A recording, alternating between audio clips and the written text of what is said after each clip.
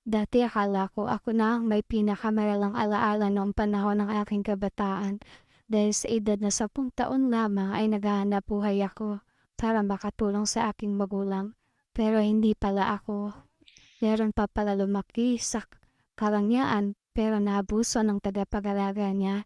Lumaki siya sa takot at pananakit ng tagapag-alaga. Napakahirap ng kanyang naranasan sa kanyang kamusmusan. Ang tinutukoy ko ay si Iman. Bagamat nasa kanya na ang lahat ng bagay sa mundo, pero hindi pala siya masaya. Napakabata pa niya kung titingnan mo siya, parang isang halimbawa ng taong malakas ang loob sa hamon ng buhay, pero sa loob ng puso niya, isang malagim na alaala ang laging nasa isip niya. Huwag natin siya husgahan, dahil kung tayo ang nasa kalagayan niya, hindi natin alam kung magiging maayos pa ba ang takbo ng ating isipan. Bantayan natin ang ating mga anak.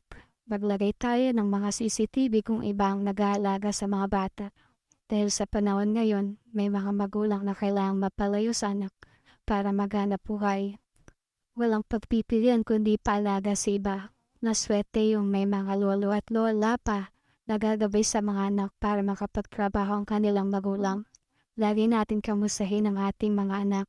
Minsan may bata na ayaw pumasok sa school at lagi masakit ang tiyan o nahihilo. Hindi natin alam may anxiety o may dinaranas at nabubuli sa school. Kadalasan nangyayari ang pang-abuso sa mga bata sa loob ng paaralan kapag ito'y mahirap lamang at walang maayos na pananamit. Minsan papasok sa school walang laman ng tiyan. Hindi lahat ng bata ay pare-pareho ng pag-ugali at kakayanang matiis sa pang-abuso. May mga bata masyadong makulit, lagi napapalo. Pagkatapos mapalo, ulitin niya ulit ang pagkakamali. Ibahin natin ang pagdisiplina sa bata sa pamamagitan ng maayos na pagtatanong. Kung palo ay hindi iniinda ng bata, kailangan baguhin ang pagdisiplina.